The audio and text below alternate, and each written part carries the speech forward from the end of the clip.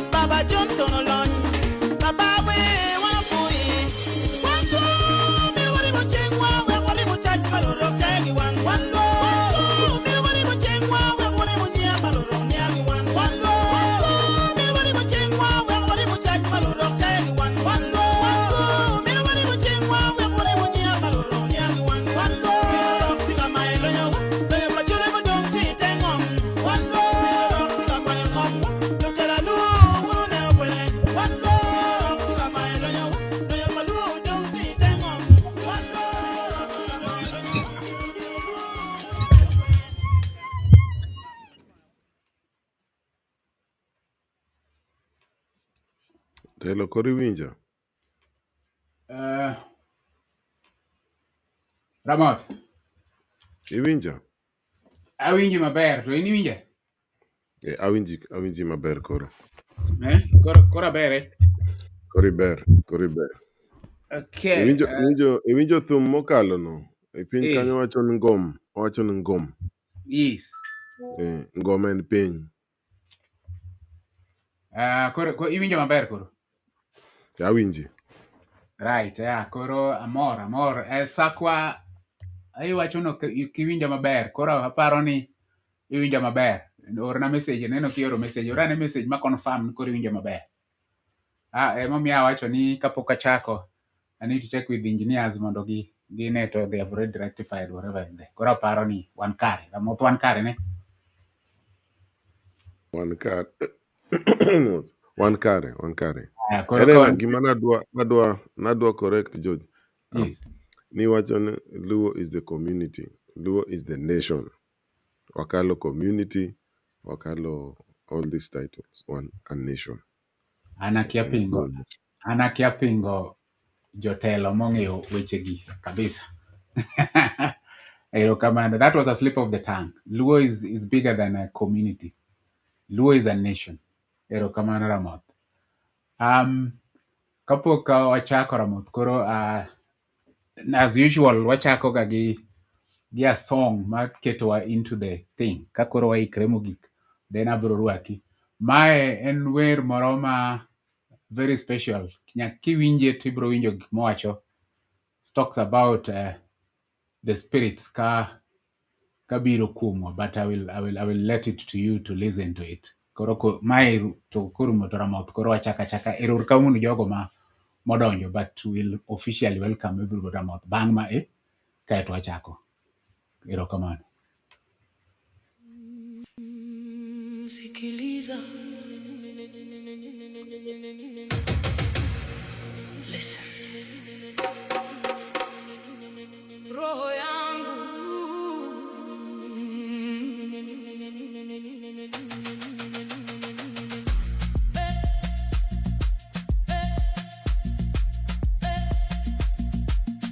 Sikiliza.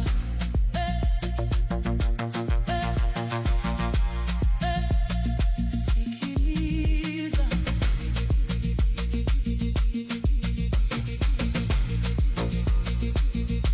Sikiliza. Sikiliza. Sikiliza. Deep in the shadows where the ancestors breathe. Vuka sasa, wake up now. Nothing but the baseline underneath. Leta moto, bring the fire. Let the frequency take control.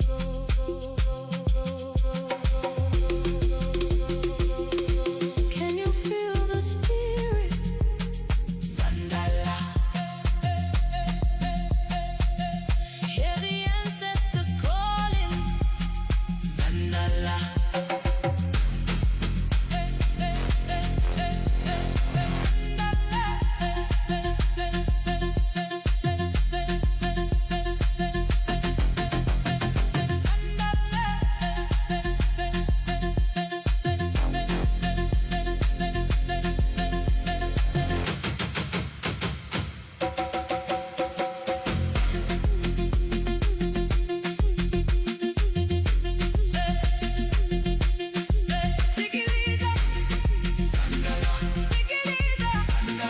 Sikiliza.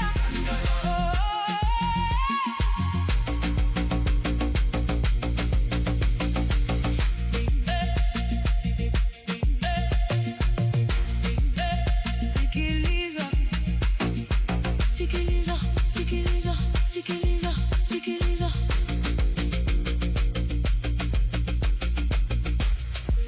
We are the night. We are the rhythm.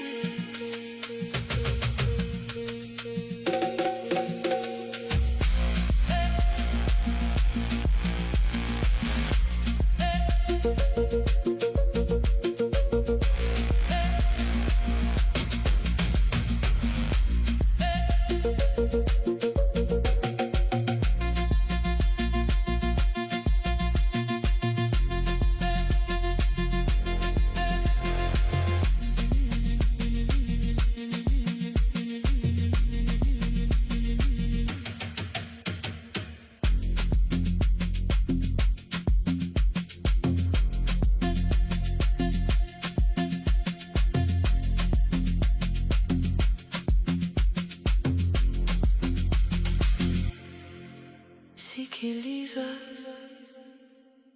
Where the ancestors breathe. Vuka sasa, wake up now. Nothing but the baseline underneath. Leta moto, bring the fire. Let the frequency take control. Can you feel the spirit? Hear the ancestors calling. We are the night. We are the rhythm.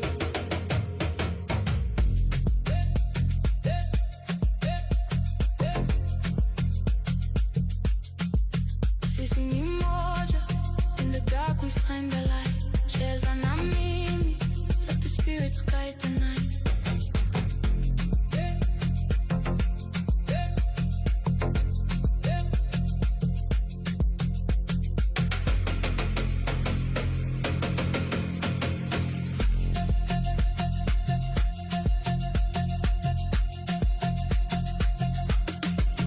Sikiliza. Cheza. Take it deeper. Sisi ni moja. In the dark we find the light. Cheza na mimi. Let the spirits guide the night.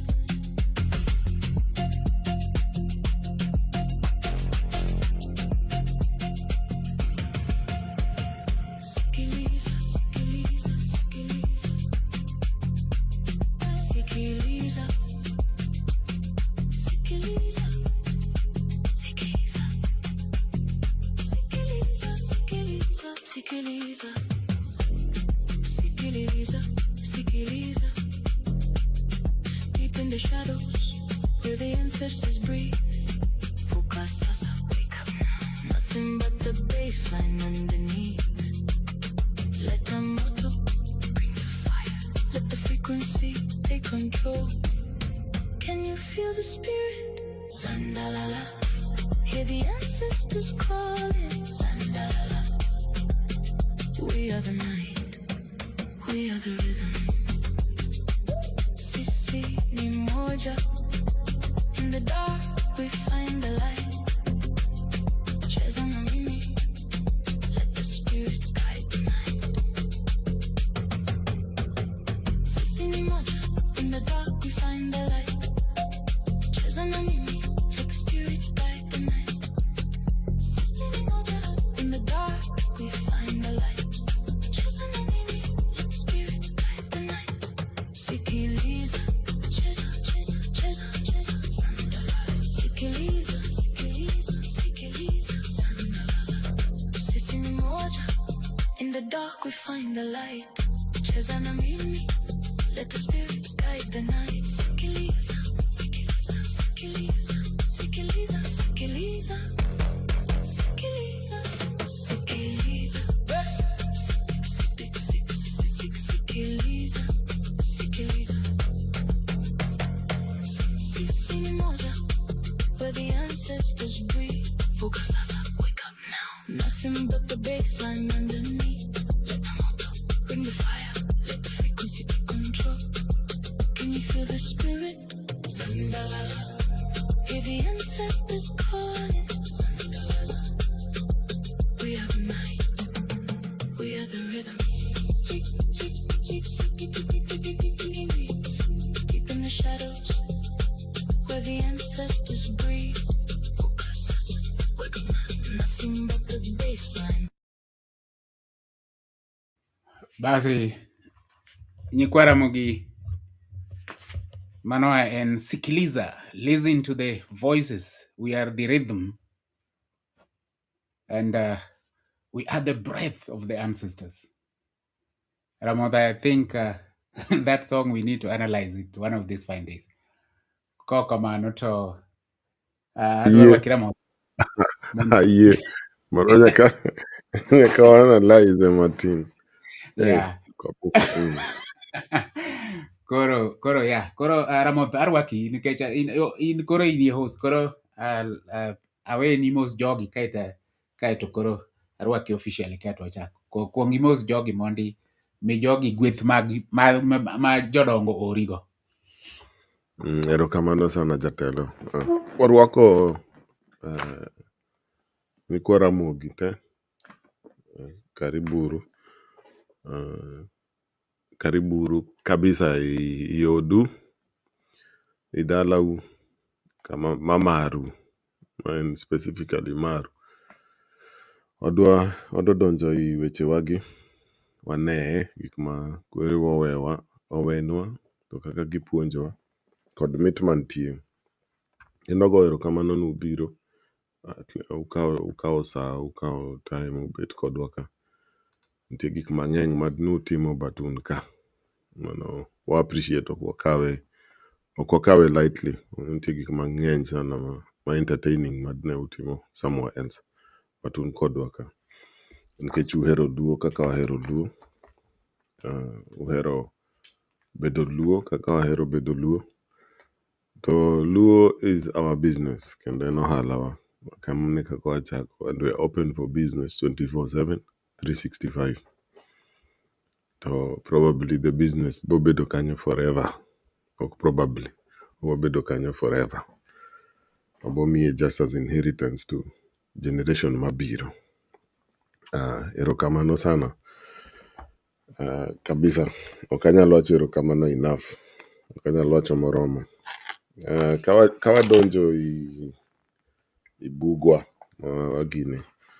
Anwana gima Jojo wacho ne erokamano Ramogi Cultural Institute. Mo sponsor this broadcast.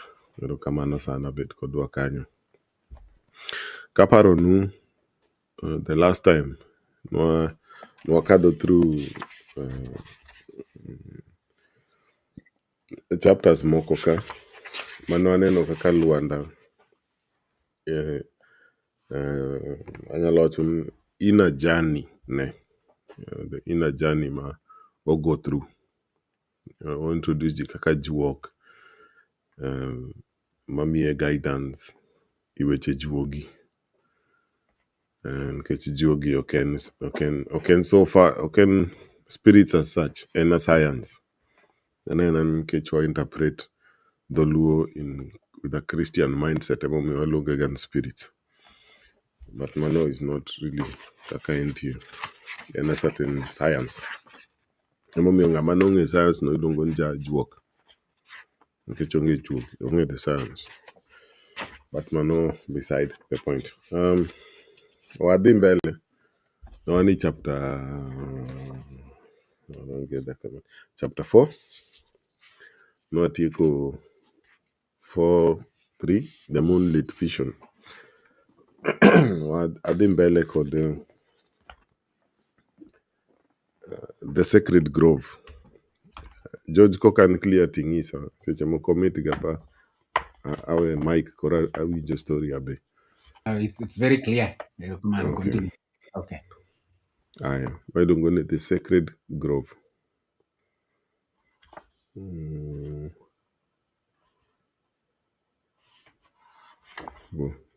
Donge nwasomo the sacred grove, George. You are going to the next chapter, kata chapter. Mano ne wasomo. More analyze last Yeah. Mano nwasomo nikech owacho kani the sacred grove became a place of pilgrimage for Lwanda. He Yes. returned often to meditate and seek guidance, each visit strengthening his bond with the ancestors. The grove was a source of strength and wisdom. It reminded him of his responsibilities and destiny. Mano wacho ni at that point, solitude,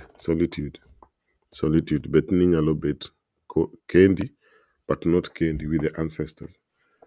Be negotiate, be work kanyo kiwuok gimoro is a difficult thing, but you know, especially in this generation, my distraction. But about the code 4:5, the ancestors' blessing. The preparations for the ceremony to receive the ancestors' blessings began early. The whole community and elders gathered together. They worked with purpose and reverence. The villagers cleaned the central square and decorated it with colorful clothes and flowers. They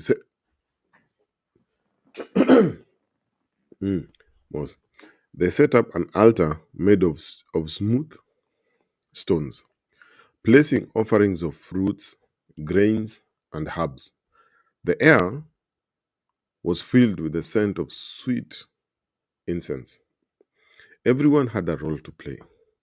Children helped with the small tasks, while adults arranged the offering with care. The elders wore their traditional robes, each adorned with symbols of their lineage. As the sun began to set, the villagers gathered around the altar.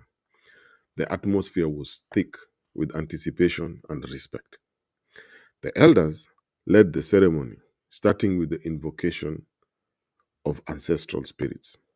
They chanted ancient prayers, their voices rising and falling harmoniously.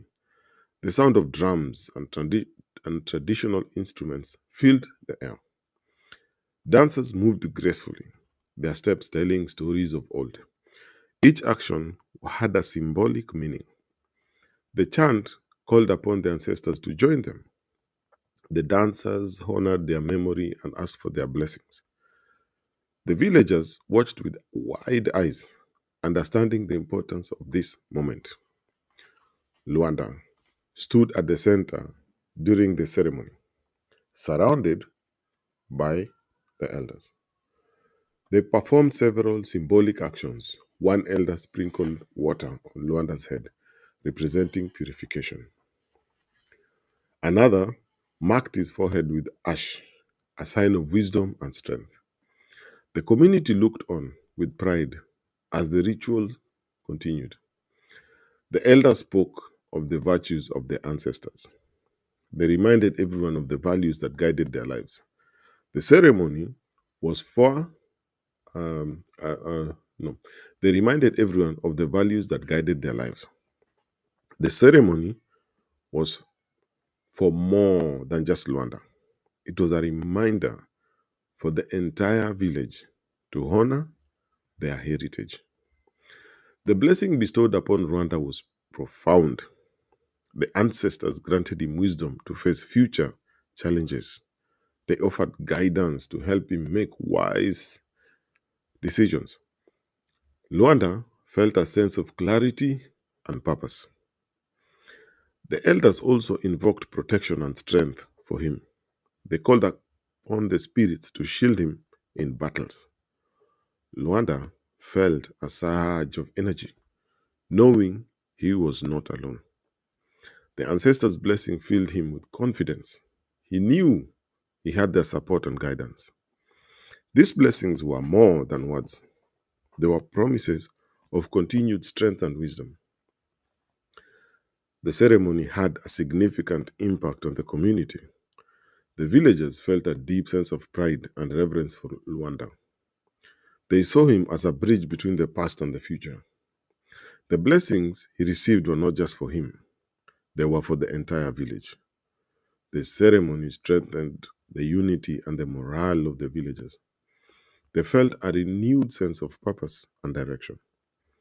The elders' words and the ancestral blessings reminded them of their shared heritage. The community came together and united in their support for Lwanda's journey. As the ceremony concluded, the villagers expressed their feelings openly. They cheered for Lwanda, their voices filled with admiration. The children looked up to him with awe, dreaming of becoming brave warriors like him. The adults felt reassured, knowing their protector was blessed by their ancestors. The elders spoke highly of Lwanda, recognizing his potential to lead and protect the village. The ceremony had reinforced their trust in him. It also strengthened the bonds between every member of the community. The villagers knew that with Lwanda and the blessing of the ancestors, they could face any challenge. The ceremony left everyone with a sense of fulfillment and hope. The blessings of the ancestors were a powerful reminder of the strength and wisdom that guided their lives. The community felt closer, bound by their shared heritage and values. Lwanda stood among them, feeling the weight of his responsibilities and the support of his people. The ancestors' blessings had given him the confidence and strength to continue his journey. The village celebrated, knowing that they were united in their purpose. They looked to the future with hope and determination, ready to face whatever came their way. Mano waloro chapter 4, which that last part, child special dedication to even the Luo communities and Obo face. Kia idwa dhi mbele, yeah, dhi mbele matin. Yeah, An gi penjo moro. page. Koro an gi keche, as we said, kawatimoga this book to those who maybe nitie joma paro ni maybe eko join wa kawuono for the first time.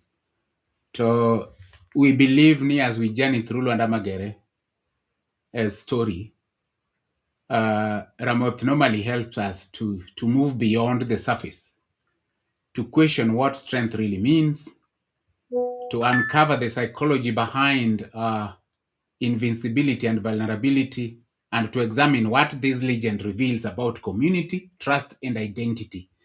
But this, whatever we've just read, the little that we've just read, for me, this is me, has introduced to me something very profound. Because the story is never just about the past. It is a conversation with the present. So the thing that has come, the new thing that has come to me as we read, two things I've introduced in the story. And those two things are ash and water. Now, my question, possibly people might be now working it out already. In churches, this story happened long before the churches came. We know that when the story of Lwanda Magere was told. We are not in argument whether Lwanda Magere is a myth or a true story. We are past that. We are beyond that, because it's a story that we need to use, although it was told in the past. But the most important part of it is the fact that we use it to build on what is happening now. So we've been introduced to ash and water. I'm trying to think, and I want us to think through it, that in our churches we also use water and ash on our foreheads. What is the connection? We need to look for the connection. So Luo had these things. The Luo nation had already knew, the elders already knew the importance of ash and water long before. Possibly, if I can say, I'm a proud Anglican, but brought up around so many Catholics. My sisters, some of my aunties, and everybody are Catholics. We are very proud of all those religions. But more so Catholic, on Ash Wednesdays, you'll see them having that sign of ash, and water is used almost in every church as a baptism, which is a sign of new life. So Ramon, in a bit, what is the connection? What is the connection between Luo community early before the Christianity came, used ash and water on the forehead of God, of Lwanda Magere, as a blessing? And it was a blessing that it wasn't just meant for him. The community partook on it, on that happiness. They celebrated. They also felt the new unity that was forged after that ceremony. What is the connection on that vis-a-vis currently, where Christians, especially Christian churches, use water also and ash? So does it mean the Luo nation knew something already long before? Mangeny, a lot. Wachak water. The Luo concept of water, and water is the consciousness of the earth. Water is the consciousness of the earth. Kama ne kaka giwache directly. Meaning ni, omiyo things grow, omiyo things germinate, nikech ogolo that potential. Ochal the thinking of the earth. Without it, onge gima timre. Ochal thinking of the earth in case iye kanyo ntie so many creatures, meaning kaka iwi dhano ntie in the consciousness of dhano ntie so many things moving, so many ideas ango ma inyalo mako big ideas kaka whales ama inyalo mako small ideas kaka omena and to do with it what you can create reality. Mar ariyo and the exact opposite, imneno nwawuoyo about spittle. Olau is the water of the tongue. Yes. Yeah. So gi associate mano. Thirdly, no water and 70% of the Guinea of the human body, to a large percentage of the world in water. So water speaking to water, Rieko speaking to Rieko, depth speaking to depth. A mom you go about water. About kawan good time. About some of the catch these records into some of the thinking Majulu about water. Why they move around water. Okay, Yes. there's something profound. Into time Moroman wa worry about this in our spaces to ngatono actually nintie mama moro wa Nyaluo, but no dark boot near the lake. Mano in which area? No, mano Luo headquarters. Mm-hmm. So no dark around the lake to mama ni no nge somo water so much. Maka jinedhi timo ritual to ngiso again don't do it. Nikech no chopo a level ma even the smell of the air ngise ntuo biro. Mm-hmm. Walk which direction? So but nikech sensitivity ne to the lake, understanding the water, the taste of the water, conversation ne or experience ne with the water was very profound. Tomo satira tirangwech nikech wasoma but wabo duogo to these two things. Kikui will. Correct. No. Fire. Right. Fire and the opposite. Mm-hmm. Fire and the opposite. Only so the way kaka the consciousness tiyo. Okauga gine. Okauga concepts to ban them. Or feed on stuff. Kaka human consciousness feed on information. Or feed on experience. Or feed on many things mondo chop no golo light. Because light neno kaber to en warm. Yeah. Same principle. Maka conscious manga to kaka in this example kaka cow by symbol of Lwanda. Nison consciousness ne. Nkech this chapter biro immediately after we go through the chapter ma isolation, magic modi juok, and this experience, the internal experience ma consciousness ne. Development mano neno chapter 4 ma consciousness. Ineno koro biro to a place ma jogo acknowledge ni the fire is burning, but nkech fire okinyalo mako. The evidence of fire is always ash.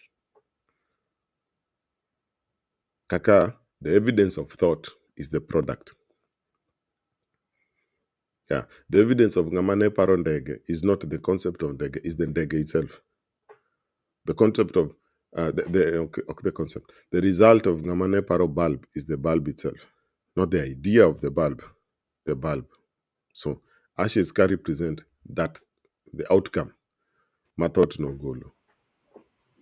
Yeah. My process more than now it has effect. And it's tangible. Emom yogike to ash. It's tangible and tangible. Okay, just an idea and give a tangible. Mm-hmm. Kakiwa tugana ideas get useless. Execution at the point. Mm. G500 nyalo paro loso Twitter, but ngama execute emobo paro. Correct. G300 nyalo paro watch, but ngama bo execute, ngama bo miwa the ashes out of it. So in any the Luo way of looking at things, and personally a herega is very clear and to the point. Okay, confusing. Kirili yude.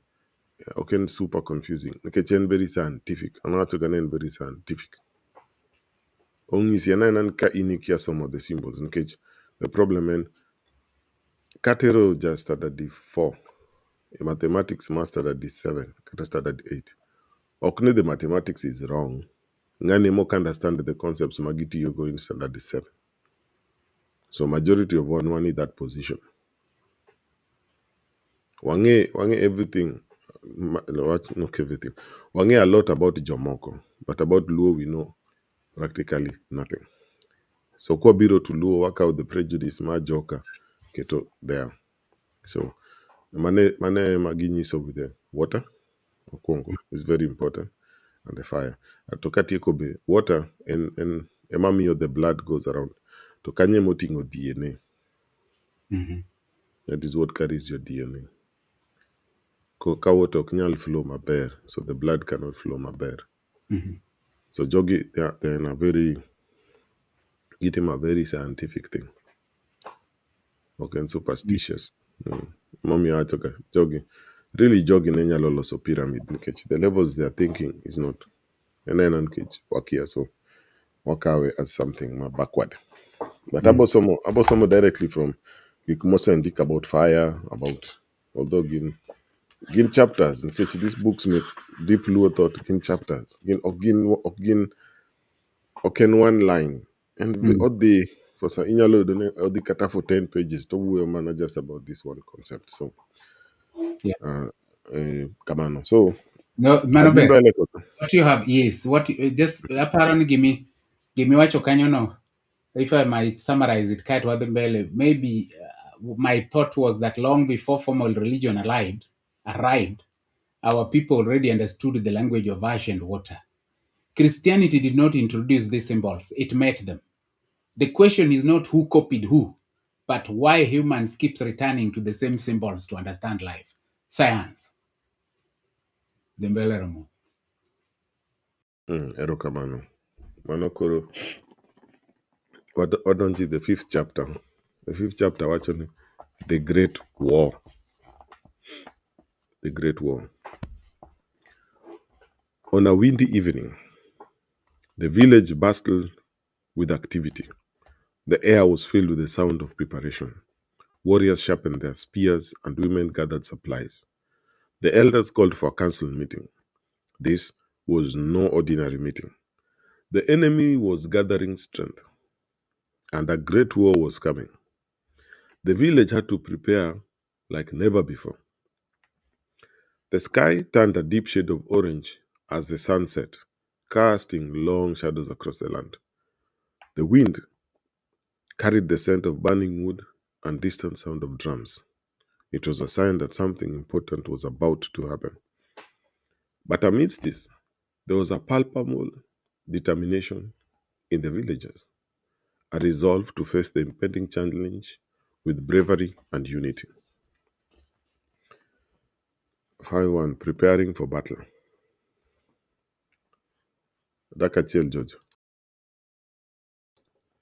Lwanda Magere led the strategic meetings. The council of elders and the key warriors gathered in the central hut. The room was filled with a sense of urgency. Lwanda stood at the center, his eyes scanning the faces of his people. He knew the enemy's strengths and weaknesses well. They had speed and numbers, but they lacked unity. Lwanda explained this to the council. We must use our unity and strategy to win, he said. He outlined the overall plan. They would use the terrain to their advantage. Hills and rivers would help create ambush points. Everyone listened closely, nodding in agreement. The training session began the next day. Luanda organized intensive exercise to build strength and endurance. The warriors ran long distances, their feet pounding the earth. They lifted heavy stones, their muscles straining under the weight. Luanda watched, offering words of encouragement. Push harder, he would say. We need to be strong. Weapon drills followed. The warriors practiced with spear and shield. They sparred with each other, their movements quick and precise. Each drill was a lesson in skill and coordination. They learned to fight as one, moving in sync. These sessions were tough, but they knew they were preparing for something greater. Next came team building activities as part of the training. Lwanda believed that unity would give them strength. The warriors worked together on tasks that required cooperation. They built structures, solved problems, and supported each other. These activities created bonds of trust and stirred a range of emotions in the warriors, from frustration to joy, from doubt to confidence. The warriors learned to rely on one another. They knew that in the battle, they would need this trust. Luanda saw the change in them. They were becoming a team, ready to face any challenge together. Logistical preparations were just as necessary. The village needed to be ready for the long fight ahead. They stockpiled food, weapons, and medical supplies. The women worked tirelessly, preparing and storing food. The blacksmiths forged new weapons, their hammers ringing out through the air. Medical supplies were gathered and organized. Everything was placed in strategic locations. Communication lines were established. They used signals and messengers to keep everyone informed. Roles and responsibilities were assigned. Everybody had a part to play. The village moved like a well oiled machine, each person contributing to the effort. Boosting morale was crucial. Luanda and the elders knew a strong spirit was as important as a strong body. They organized activities to lift the warrior spirits. Luanda gave inspirational speeches. He spoke of bravery, unity, and sacrifice. His words ignited a fire in the hearts of the warriors. The elders, on the other hand, performed rituals and ceremonies. They invoked blessings and protection from their ancestors. Their role as the keepers of tradition and wisdom, reinforcing the warriors' connection to their heritage. The air was filled with the scent of incense and the sound of chant. These rituals connected the warriors to their heritage, giving them strength. Community gatherings were held to show support for the warriors. Families and villages came together. They shared stories, sang songs, and danced. These gatherings reminded everyone of what they were fighting for and provided a much needed break from the intense preparations. The warriors felt the love and support of their community. It gave them courage and determination. They knew they were not alone, and this knowledge, instilled by the community gatherings, was a powerful force that bolstered their spirits. The village was ready. They had prepared their bodies, minds, and spirits. Lwanda Magere stood at the forefront, his heart filled with resolve. The Great War was coming, and they were ready to face it. With unity, strength, and strategy, they would protect their home. The wind carried their hopes and prayers into the night. The stage was set for the battles to come. Tell George. Yes, Ramoth, Anka. Yes. Ang'o miyo phase ni labda en an only, but ang'o miyo phase ni chal kuma luo ma Kenya nitie sani. Ni, Mhm. mm. No, they take question. Nawacho mana kamano. Ang'o miyo it feels the same ni everybody nyisowa ni wabo safa mbele ka and this and that and this and that to The problem is, again, this is a personal opinion. The problem is one, it is just political. Wabro safa mbele, jing'iyo mana our community politically. I don't see any other way we are being looked at. We are auctioning ODM, we are doing what? The thing is, not all wars are in ODM. That's a fact. So telling a nation that would they suffer mbele because of a party, Luo Nation was here before ODM came. Raila Amolo Odinga was not born with ODM. He built it over the years after having built others and dismantling them and building another. a Luo is coming up who is going to be a leader, not a political leader. And so, and my caution to the community is that let's not confuse political fightings. There were parties here. Kanu Neginka. Jubilee Neginka, where are they? Kibaki didn't even Kibaki became a president with DP, a party called DP. So I think for me, this notion, Mara, putting Luos to panic, ni ODM is being auctioned, you are finished and all that. It's like telling everybody is supporting Gor Mahia. Not every Luo supports Gor Mahia. Not every Luo is in ODM. So ODM came recently. Luo Nation was here before. Lwanda Magere was here before ODM was there. They are going to come another Lwanda Magere. Let us not panic.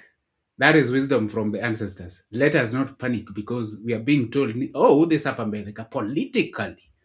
But where have we been good anyway politically? Which year? Since 1960s. Which year? Tell me which year we have been good politically. Thank you.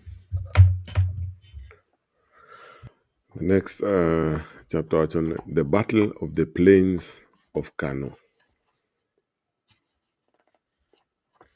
The morning sun rose over the vast plains, casting long shadows on the golden grass. The terrain stretched out endlessly with rolling hills and scattered trees. The plains were wide and open, perfect for a large-scale battle. The enemy forces had positioned themselves strategically. They set up fortifications using wooden stakes and trenches. Their banners fluttered in the air, marking their territory. The enemy was ready, hoping to use their numbers and positions. Lwanda stood on a hill overlooking the battlefield. He studied the terrain closely, eyes scanning every mountain, valley, stream, and tree. He saw the potential for ambushes, the natural barriers that could be used to their advantage.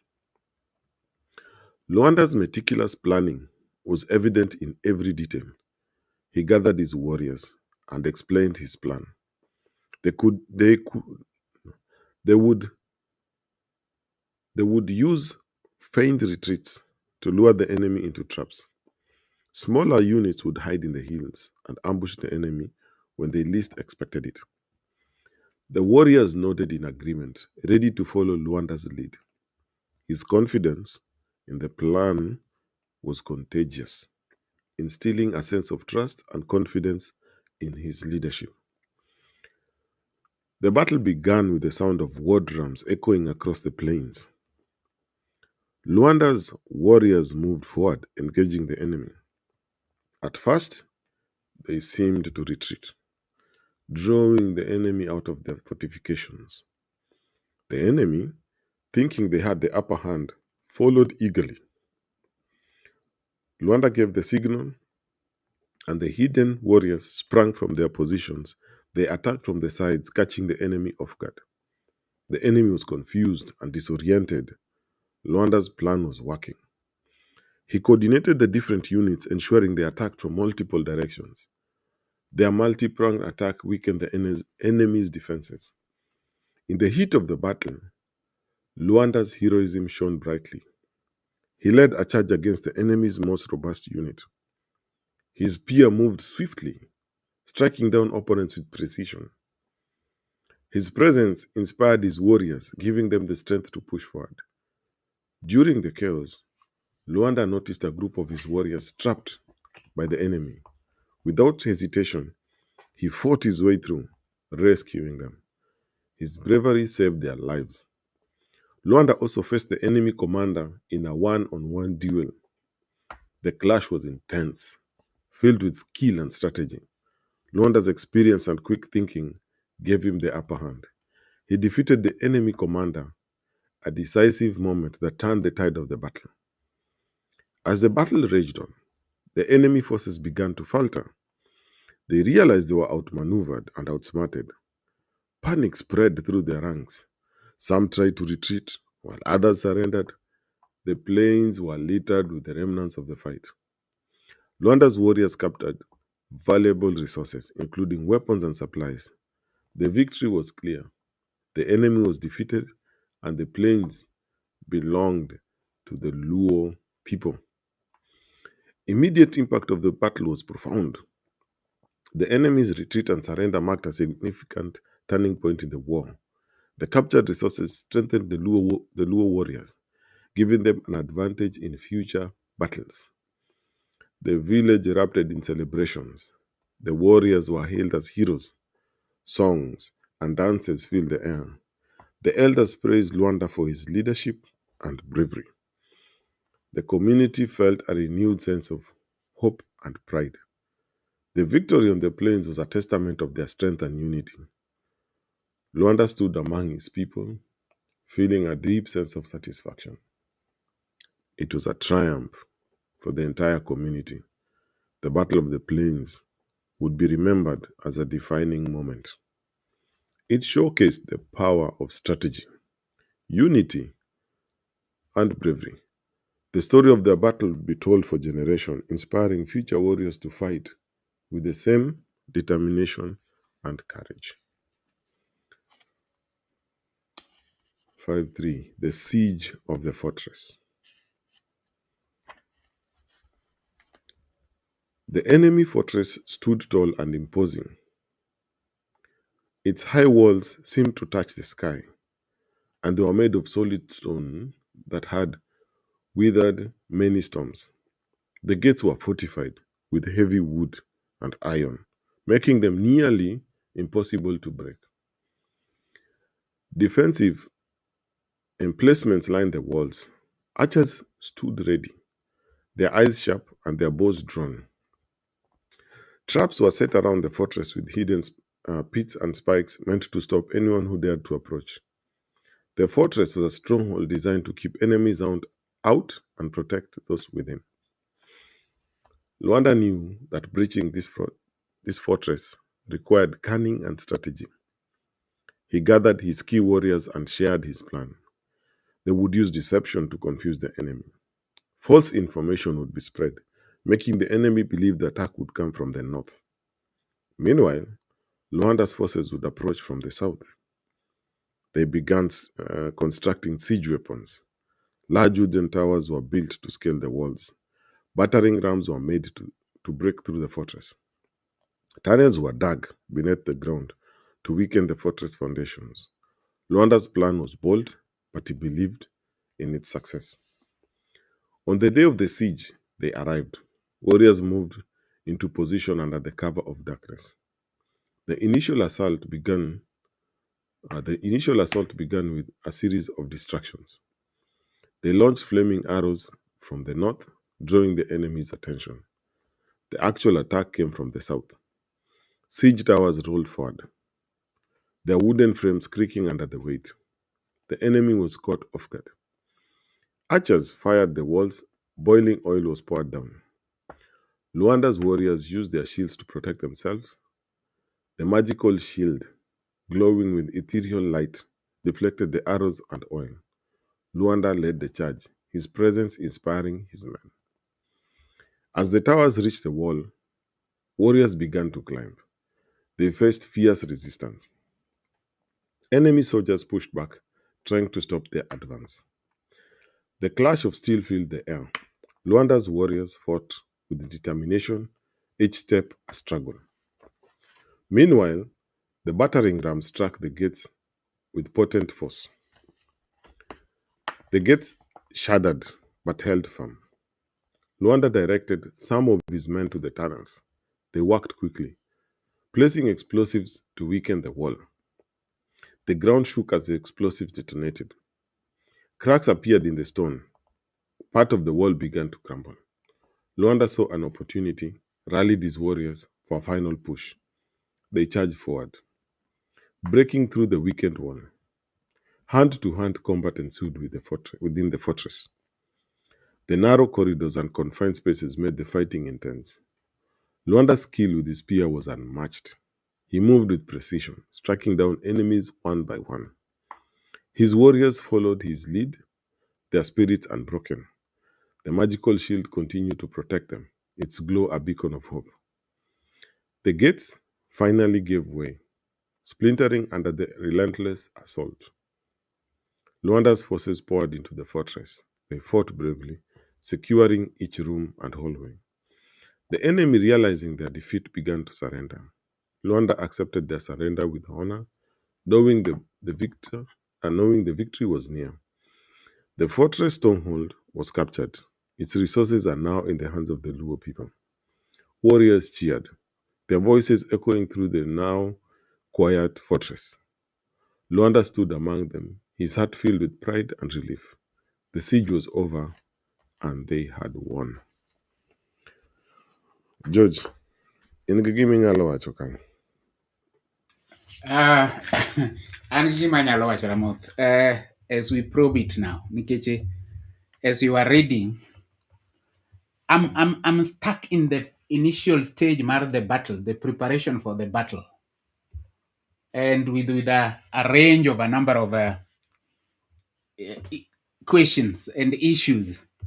I followed through kabisa, even during the battle, the victory, the celebration, and all that. But I'm stuck in the preparation phase. And in my being stuck in the preparation phase, I have a number of a few things.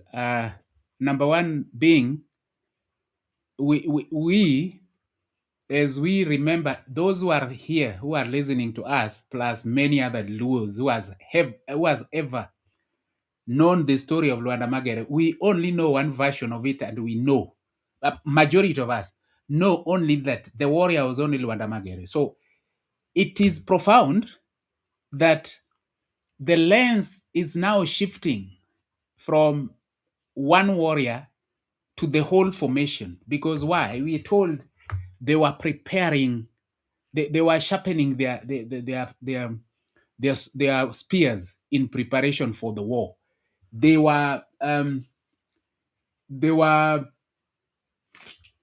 I have my notes. Yeah. They were in the preparation. There was team building.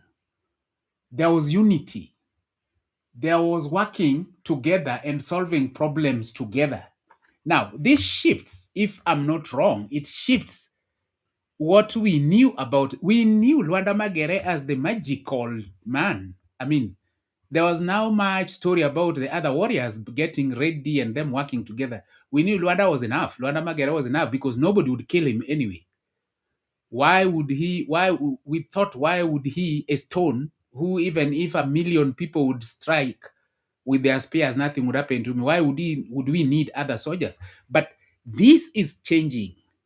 And then now, as we move forward, I would love us to define the battlefield, because now it's from spears to systems. Lwanda Magere and his elk and all the soldiers then had a physical war to fight. And therefore, what were they to prepare? They had to sharpen their spears. They had to make sure that their shields were in good shape. They had to physically train. They were carrying stones and doing all those things. Now, does the young Luo man today need to prepare like that?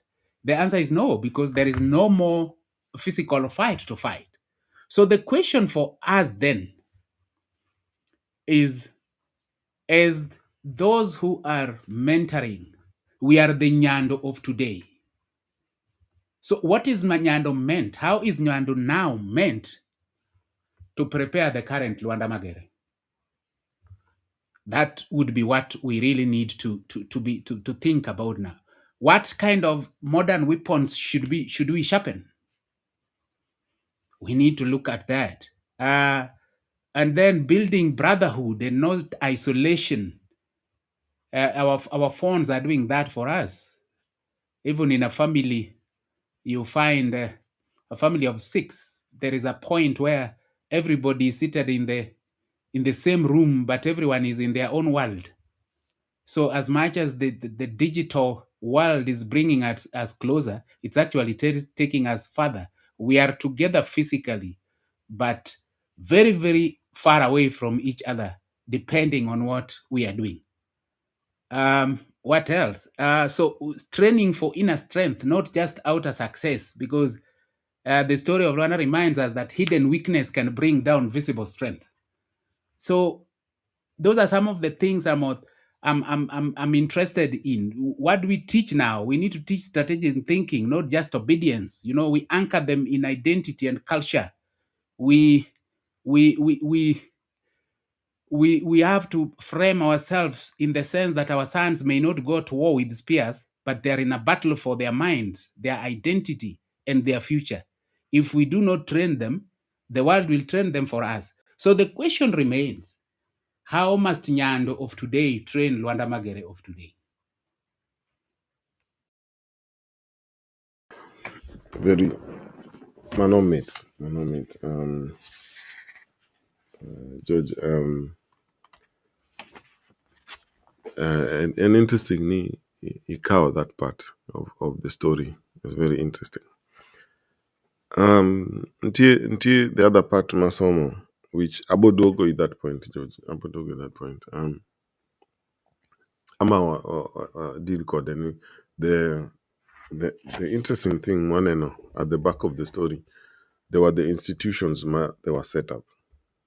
You know, the village square, the central square, the central heart. Give forms of institutions make this process much easier. So if there's training for the future, this lures Mabobedo warriors in all types of field, engineering, every type, science, mathematics, all of them, crafts, creativity, all the fields are available to us. Yakabed with those institutions, Mabo train them Kakiwacha in a very with an interest protecting the people. Kichimano at that point Biro again and again and again and again. The Luanda and the warriors, they understand that their main purpose and protect their people. Make sure their people are okay. Stand there or protect their people. So Mano Nyakabeda a very strong core of Kakagiparo. And Aparo Gani Kanga to do me advice about what's in marriage, a relationship. To kiwinje to daoga kodichiege every day. Kila saa gigore. Obedo very difficult to winje, especially for Gen Z. Oginyal winji katitimanga. Nkech your results kod your words do not align. So gimomi awachomano en omano koreka ekarumo mos. But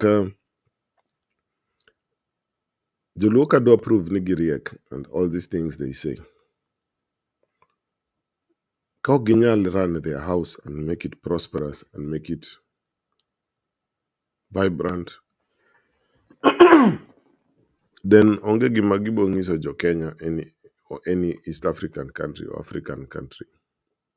Okay, Otami put your stuff together. Tido wachonin the cleverest and this. To maneno ni from this story, money is one of the points. Nyaka obed conscious ni what develop our space. Mondo miwa access to other people's spaces. Okay, and much easier kikelo tangible ashes cha. Kikelo tangible effects misetimo on your side and has worked other than kelo baka. Mikelo papers or whatever miparo. Mano can evidence of the accomplishment. So Manochal Jomanegi face they have numbers, but gionge unity. Yogiparon by sheer force, by sheer words. Obo ngiso jogini Joluo really react. And there is no tangible ashes jogo nyalo mako maginyalo biro iwigi maginyalo mako bagi watching this is the tangible effect. So the next generation of warriors nyaka be focused more on tangible results. sani for too long. One very focused on intangible abulongo genadi. Intangible walongin intangibles. They exist only on a piece of paper. Marchon, he has done this and this and this. But kikete in reality to onge gimonya lo solve. Ma is a chronic problem mawango. Very chronic.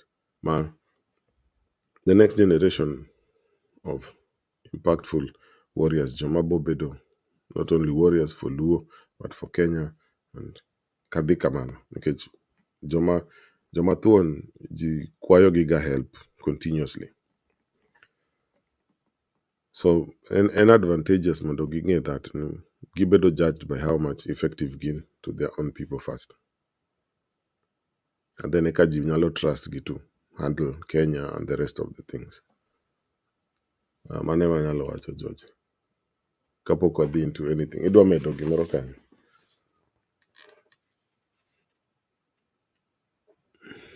Telo.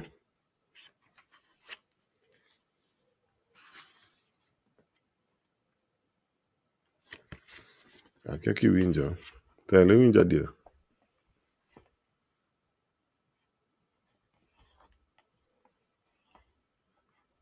Anoka, okay. Telo ano kawinji. Akia kapod in kanyo.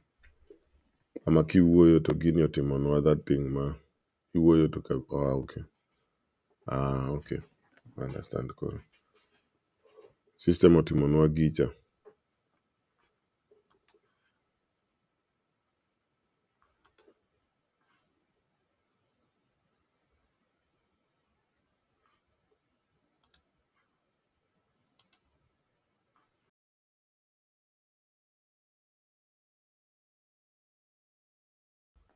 Telo iwinja koro.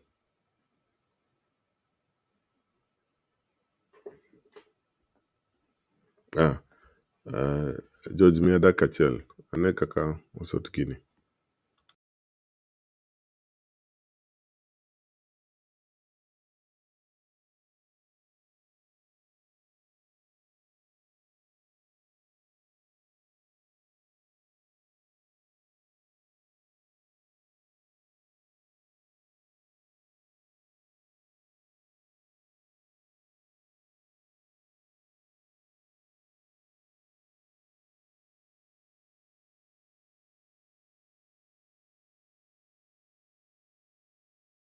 Telo.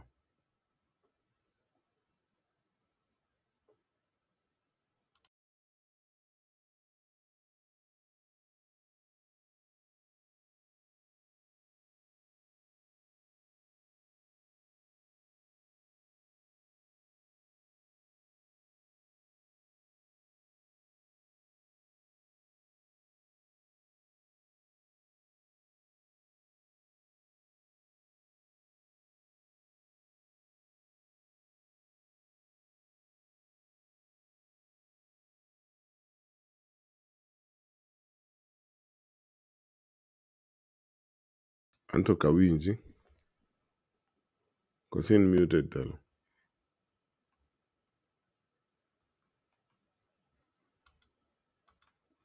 Gisechako kodwa kendo. Elo nochiw kodenyo.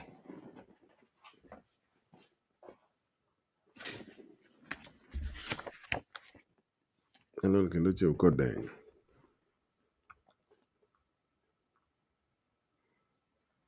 Telo anti lalna. Akia ka joma winjowa ka nyalo miyo feedback ka giwinjo kata ka giwinjo George. Nikech system ochako kelo kawaida necha.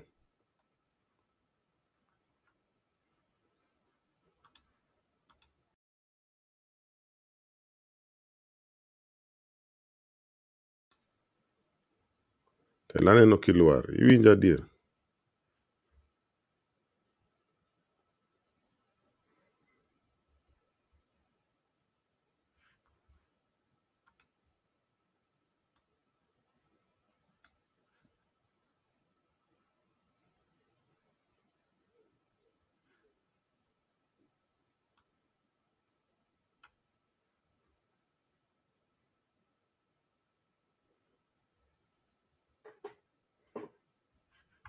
kaka joma winjo kanyalo miya feedback ka either giwinja ama giwinjo George, nikech seche moko lines gi cross gama kawinje to winje to seche moko nga ge hitilafu gi mos.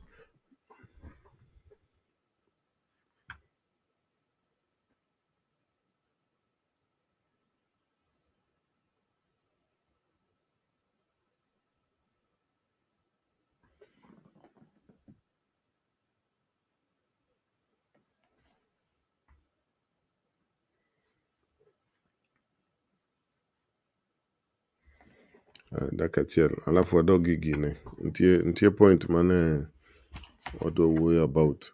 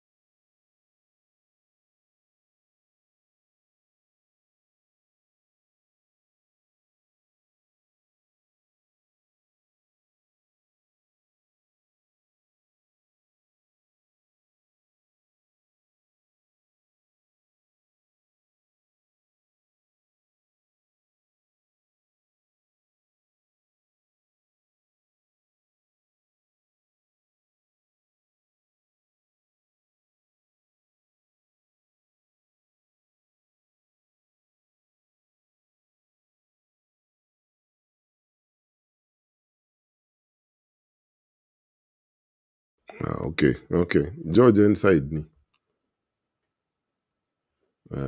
ni kaka gima timre, but kwarito mondo gino oduog line.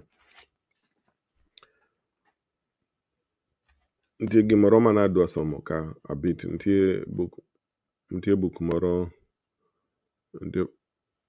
mondik kod Professor Bethel Ogot.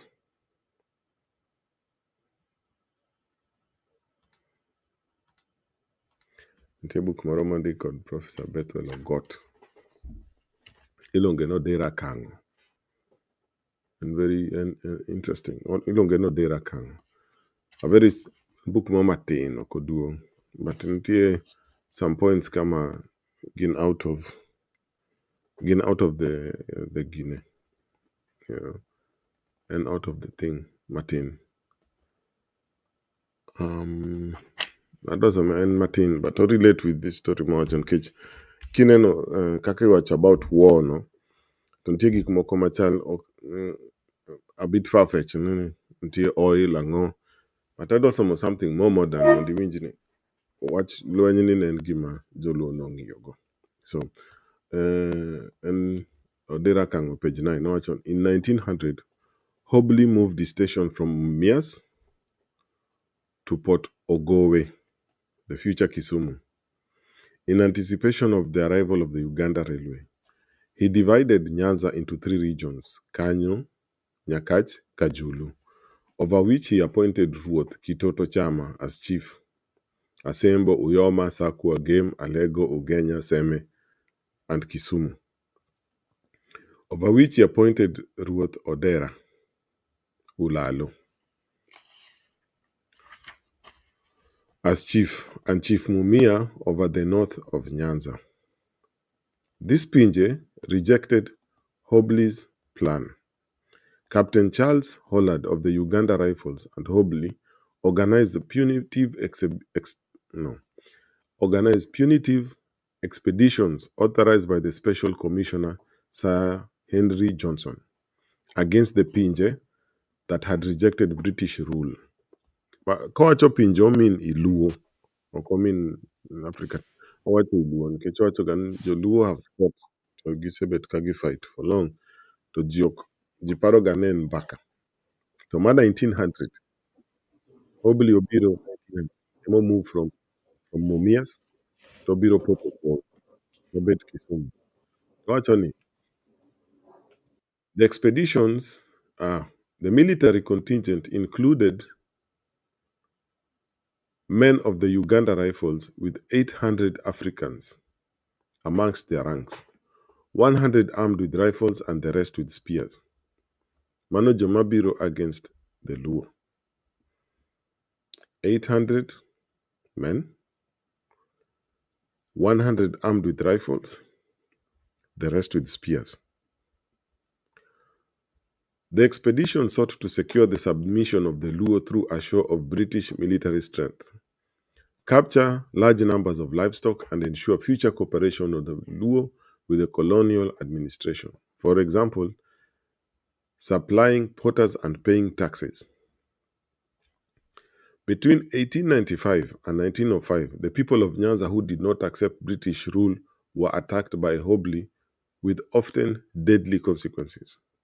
For example, in January 1897, Hobley's expedition killed 210 Jougenya Kagere in one day at the home of an elder Anyiko, where Jogem had assembled to seek peace with the British. Between December 12 and 13, 1899, 2 years later, Hobley expedition killed 260 people from Sakwa, Uyoma, and Seme, in one day. This is why Luo became what it is, superstitious. The majority of Jomanong the science were being killed off. Again, superstitious, religious, and confused. In one day, 260 people from Sakwa, Uyoma, and Seme.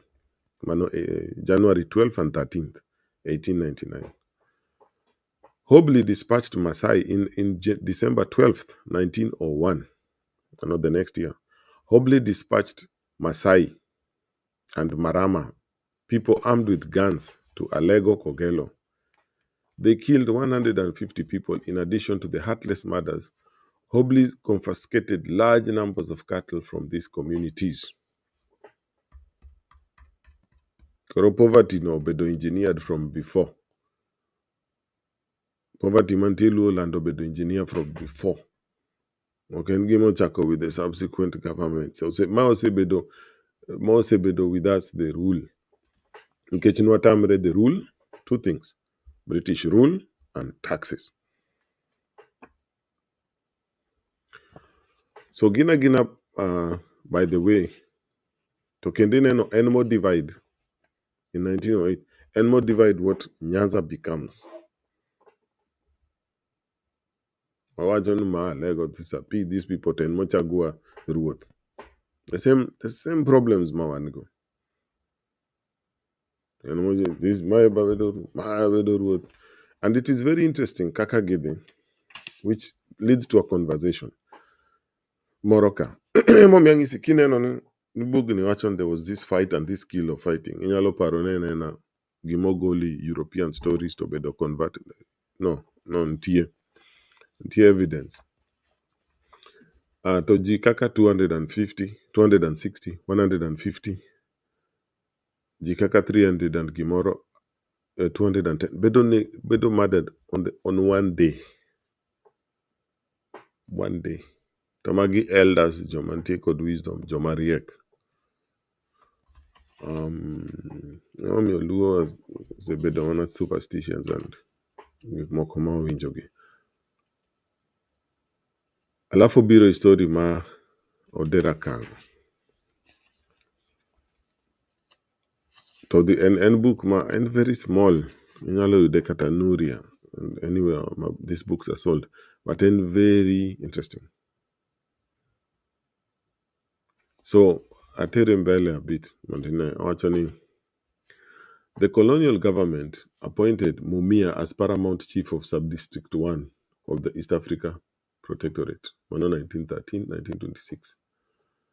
The paramount chief of North Kavirondo district. joma wacho nwaga ni joka Mumia. Okay. Chief in 1926 to 1949. So imede cheo, imede more property.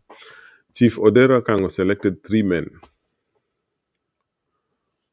Odera Ulalo, most. Odera Ulalo selected 3 young men. Odera Akango, Modone Agina, Ogada Odera, whom he employed as his escorts.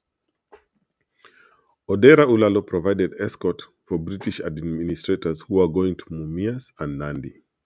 They recruited porters, provided food and cooks, and brought along his 3 escorts. During such trips, the rebellious nature of Odera Kango began to show. He acted as a supervisor of his colleagues and refused to carry any luggage, saying that as a son of Ruoth, he could not be a porter. Odera Ulalo occasionally gave in, acknowledging the rulership belonged to Odera Kango. He was merely acting. This expedition numbering between 100 and 200 people were often a combined effort of Mumias and the game. Luther, the brother of Mimia, led the Wanga team, while Odera Ulalo led the game. The Wanga people, this part, Luo has been here for a long time. The Wanga people demanded that they be the leaders of these joint expeditions because they were the people who brought the Europeans to the region. The Wanga people demanded that they be the leaders of these joint expeditions because they were the people who brought the Europeans to the region. Ulalo refused, stating that his leadership was based on indigenous institutions dating back many centuries, while that of Mumia was a borrowed robe and there was no comparison. At the end of the expedition, Jogemu who had participated were taken to Dagamoyo, later named Kibos, where Indian traders had established shops. Soldiers and porters were given clothing material called Japan or Americani because they were imported from Japan and America respectively. Ready-made clothes and soap to wash them, and the beads from the neck and the waist. The chief and his supporters were given clothing materials and clothes. That is how the habit of wearing clothes was introduced in Game and Luoland.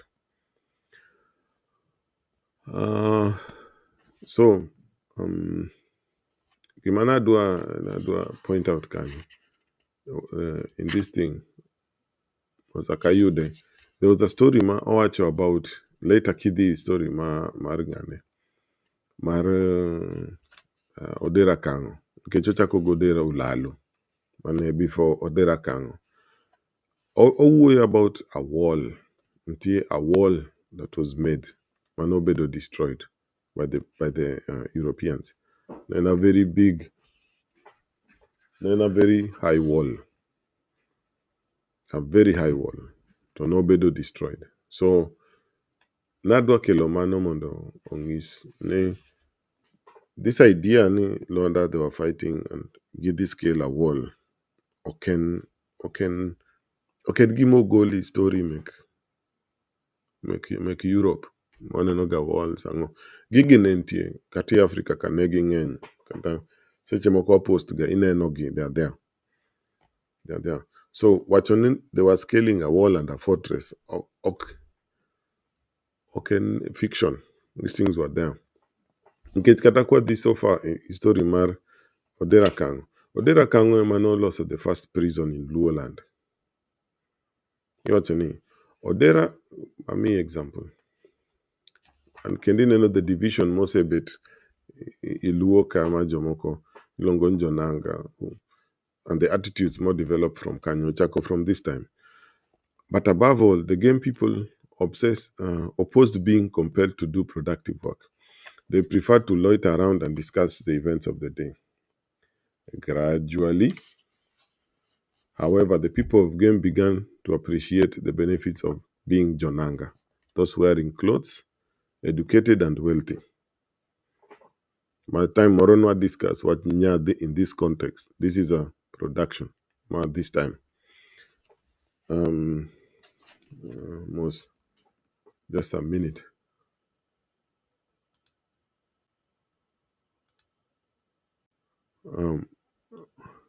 Okay. Erokamano. So you don't know Wadimbele with this, Jonanga, and this you see this attitude Nyakasani. Everybody could do a develop Luo, you do a bedo Jonanga, you do a run away to bedo Jonanga. And everything associated with Nanga, European clothes, European cars, European everything.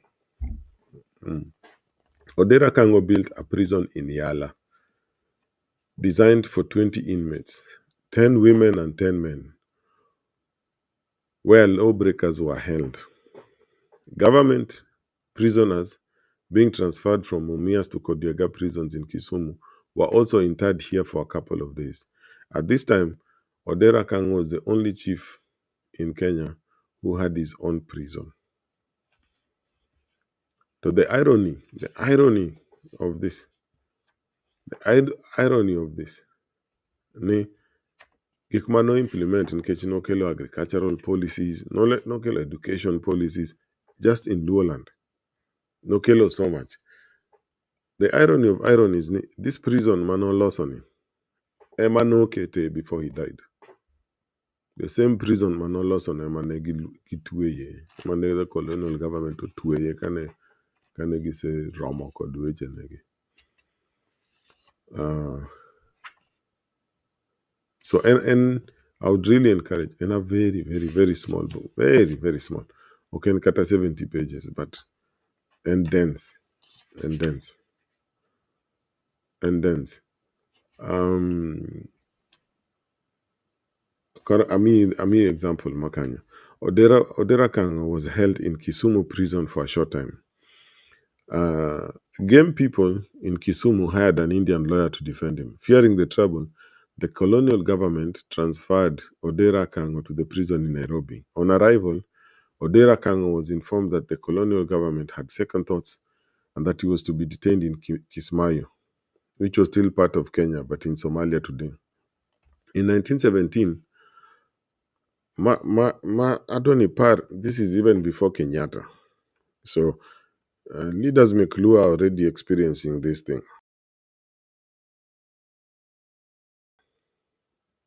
1960, Odera Kango became the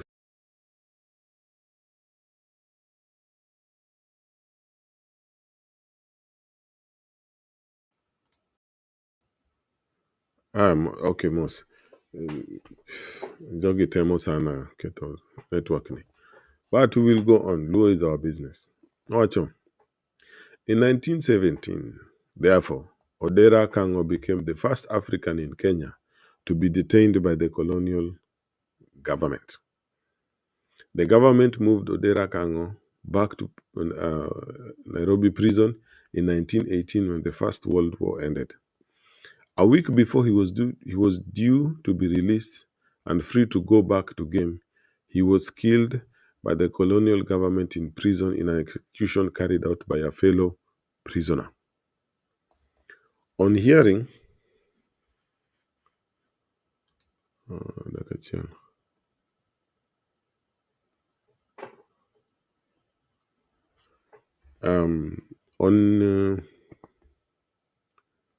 so Gik Matomboya no, these were it was the Gine copy, just the Gik Manegineno. So the first one to be detained and the first Obedo executed in prison. He was killed by the colonial government in prison, 1918, 1 year after the Nairobi. On hearing about his death, people from Game went to Nairobi and asked the colonial government to release Odera Kango's body for burial in Game. The government refused. To date, the people of Game would like to know where the colonial government buried Chief Odera Kango. So, Watinga Negiri and these other people,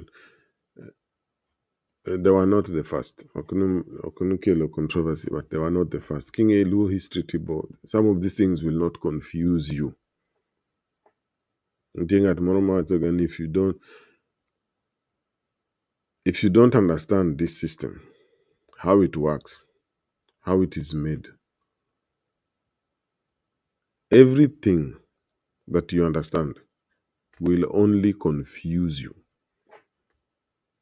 And the more Mibo learn about it, the more confused Igbo bet. So, good. Manana and mana sidetrack evidence mangisono. Lwanda Magere ki some kamano. That's why it is more. This one is more dense. Okay, there's real experience and lived experience. Minya lo trace, even in 1917 and those ones. But I really, really, really, really encourage you. Get this book, Odera Kang. Get this book, and maybe we can. What about some here? Maybe one time. But I know how this goes. If people enjoy it or not. So Kineno oil and all this Kikibed surprise, especially Adoni, we should look at Odera Kango's reforms. You'd be surprised, Gimomi, people complain about these leaders of now. Nothing is new. Gima new. Makoroji, Nalobeti space and discuss for 10 hours what should be done. The solutions were there, they were implemented. It was Emomi Onigo, he was too effective in transforming the region. He was too effective. By 1901, at that time, the colonial government no say calculate how much it would take to develop Kisumu per acre. Per acre. Records gontie in the British reports Manegi sent back to the Foreign Office. They are there. The numbers, the figures are there. So, Gimoron Zibedoga confused. What about Luo land? The whole discussion round. Missing really Ogi care about this space. Mondogi learn about this space and see what has happened and why it is how it is. And the efforts making it the way it is. Was some the last part. 5-4. Lwanda Magere. Waduogo hii story Lwanda Magere kendo. As the warriors gathered, you could feel the tension in the air. The days of the final battles was near. Everyone needed inspiration. Lwanda Magere stood before his warriors ready to speak. He knew the power of words. His voice was strong